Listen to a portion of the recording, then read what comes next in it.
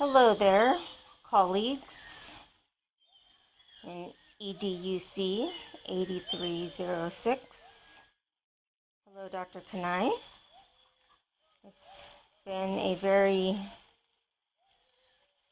interesting semester, um, and indeed I've learned quite a lot.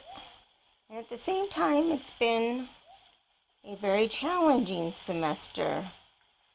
Uh, it seems to me the universe chooses uh, when to challenge us the most. And it always seems like when we have the most to gain, when we're challenged the most. So, welcome to my poster session on my project study, which is closing a gap in practice in the area of science that I've chosen, which is environmental awareness and resource sustainability. And I am going to dig into that problem by doing a qualitative comparative case study.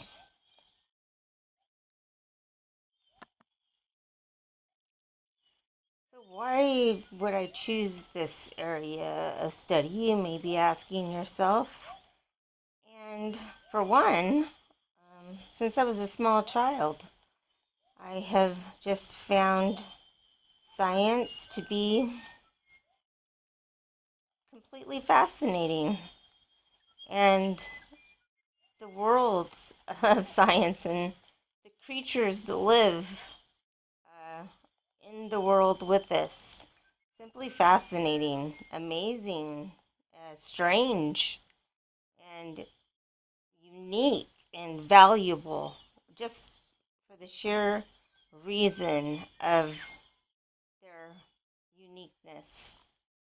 And I would like to, in some small part, if I can, try to ensure that these amazingly strange and unique animals are here for your grandchildren's children. Because I don't have any children, but I do have nieces and nephews, and I'd like to make sure that they're here for my nieces and nephews as well.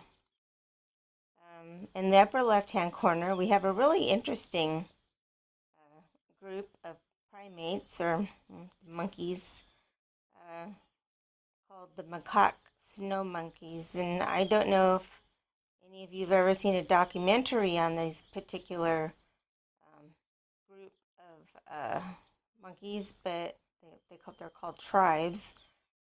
These are the macaca fucatas, and they like to jacuzzi with the best of them. They'll spend days in these jacuzzis. And I think they should be able to, as long as they would like to, stay in these jacuzzis. But unfortunately, they're being given the boot. The eviction notice has been hung. Unfortunately, I don't think they can read, but their habitat makes for a great ski resort and spa because of these wonderful natural hot pools. And so, without these natural hot springs, the macaque snow monkey cannot survive the brutal cold winters. So it'll be yet to be seen if the environmentalists will win this war. Um, and every country has their own environmentalist, and even Japan, their biologists are fighting for the macaques for the sheer reason of their uniqueness. And it's these kinds of reasons that scare me for future generations. You probably would not even know if they were asked about these strange creatures. Do you know about the monkeys that live in the snow? and like to soak in hot tubs all day, they'd probably think I was making it up from some fantasy game from Xbox or something. And for sure, the bottom right hand corner, they would definitely think that I was making this up. This is a male platypus, and it's Ornithorhynchus ananus. And this is a he, and he has a venomous spur. And it's actually about 3.5 inches long. It's on the hind foot, and it is dispenses poison. And it dispenses enough poison to take down my bulldog Hank, who's over here was just giving me a howl because he would like me to be quiet because I'm disturbing his beauty rest. But yeah, about enough poison to kill a medium-sized dog. This platypus definitely has to take the prize for oddest creature and one of the most poached, unfortunately, because wouldn't he look lovely hanging on your wall? Um, Personally, I think they look lovely just right, hanging around on the bank or hanging out on a log, in the marsh. But some people just have to have one hanging on their wall. Um, but they are very interesting because they have fur like a mammal, bill like a duck. They do lay eggs, but not eggs like birds with the calcium shell. They lay eggs that are more reptilian, so they have a soft, leathery kind of coating. They have these odd flippers that are not quite duck-like, not quite seal-like, and so they're kind of unique. And then they have a long tail, kind of like a beaver. And they do make milk, produce milk to feed their offspring. Um, yeah, so they're definitely very bizarre. So, I'd like to do my part to make sure that these animals, survive far, far into future centuries. And I'm kind of starting to lose hope. So, to solve the kind of problems that I'm talking about here, where would a researcher start? Well, it can be kind of overwhelming, can't it, to talk about these kind of problems? And my goodness, how do you solve such large problems? These problems are referred to as wicked problems because they're so big and they're so powerful and they're so widespread, um, and that there's just no one solution to solve them, that you have to be rather highly educated to even discuss them, to even understand what you're talking about when you're talking about a wicked problem. And that's Perry, 2014, who really delves into these wicked problems and climate change, clean water that they say will be running out of here um, sometime this century. In the extinctions of animals in the next 10 years, they're predicting 19 extinctions of animals in the next decade. One of them, the African elephant. I mean, you just have to ask yourself, really? We can't stop the extinction of the African elephant? And apparently, the answer is no, we can't. So, where do researchers start? How do you wrap your head around it?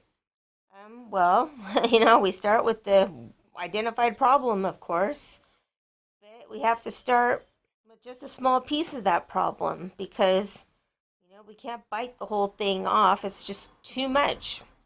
So, I have identified a part of the problem, and the part of the problem that I have identified is an existing gap in practice at Southern California local area community college that is generating a curriculum deficiency across disciplines. So I believe that graduating students, and I'm specifically going to focus in on the undergraduate degrees, so the associate in science and the associate in arts, because I believe that's where most students stop. I don't think that as many students move on to the secondary schools for bachelor's and master's and postdoc or doctoral degrees. But I do believe that at least most adult learners are trying to get, associate degrees. So that's where I'm gonna aim my target at. And I don't think they're prepared. There's, on current issues related to 21st century environmental awareness and resource sustainability, which I have the greatest acronym for ever, EARS. Um, and it would be so simple to perhaps solve this problem um, by having them uh, in a core class within their discipline. Um, you know, they just simply fail to address any. Uh, there's not a single aspect of any of the classes that they have to take, especially within the business practices. I would expect in the environmental business class that they would get some actual environmental science, but they don't. So they're not getting anything on environmental and resource sustainability. And so I really think that a way to address that is by looking at the big picture. And the big picture really is now that I've identified the problem, well, how do I actually, what do I need? What kind of information do I need to help me take that big picture and narrow it down into a sliver so that I actually can wrap my mind around it? So I've started with this huge funnel where I have all of the earth, basically, that hasn't been exploited, and there's still some animals alive, and there's still some, mountains and rivers and oceans and lagoons and corals. And I have them all in the big funnel. And I've identified the problem, which is I don't believe enough awareness. People aren't aware of the problems that are being created because they are just doing what they need to do on a day to day basis to feed their families. And there's no education to help them find a different path. Okay, so that's the big picture. So now what do I do with that? Well, I need to identify what type of learning theory framework is best going to fit this identified problem, that students aren't getting any environmental awareness or resource sustainability curriculum. And then I need to find out if the framework is, because the framework is going to largely guide the choice of the study design that I choose to explore the problem. So for the learning theory framework, in this case, since the focused activities are reaching adult diverse learners at the undergraduate level, I've chosen Keegan's Andragogy learning theory framework. It was designed for adults. It's just really, people are using it, No one's calling it andragogy. I've got a real kind of burn my saddle over it. I bring it up all the time because everyone's calling it pedagogy, and it's not. And I think we should just throw pedagogy out the door. And because of the technology we have now, uh, my 5-year-old nieces are in a dual immersion STEM school where all their classes are taught in Spanish except mathematics. And they use computers and they use all kinds of pretty cool equipment that I sure didn't have access to when I was in the, first or second grade. So I say, down with pedagogy and, up with andragogy because it's interactive, it's hands on, it's group work. So it will be creating overall a more socially engaged, interactive, collaborating population of people, which, i.e., is social positive change. So I think andragogy is the way to go. So that's the way I'm going to go for my study. Um, so then that guides my choice of study designs. And I have chosen a qualitative comparative case study to determine if students are receiving the necessary competency skills required for 21st century. There's basically only really 4 competency skills for the adult learner at the community college level. So basically, when you get your degree, your associate in arts or your associate in science degree, if you can read, if you can write, and if you can do some math, and then they shove 2 together that really don't fit anywhere else to create another obscure one that I'm still trying to figure out. And they say then you are ready to join society and you have all the skills you need to be successful person, as go out and get a job and be a success. And I'm saying that I don't necessarily believe that to be true. Can students answer simple questions about environmental concerns, sustainable harvest of resources, and climate change? I mean, do they even know what these things mean? Do they know, for instance, that they're cool, have to have awesome leather shoes or seats in their cars and the, tuna that they have to eat, the blue tuna, where that comes from? I don't know if they do. Do extinction risk of 100+ species worry students? Um, I have some students that have been through my classes that don't even know what extinction really means. Extant versus extinct. No idea.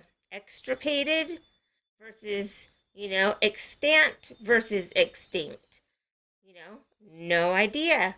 That's why they're coming to my class for 16 weeks to get all the knowledge they need to know for the sciences to transfer, onward.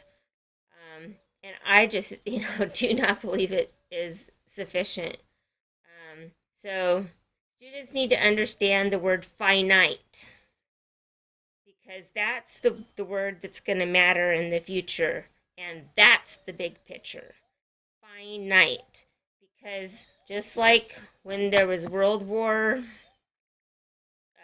II and people had to have rations, I'm not saying there's going to be another war or anything, but I am saying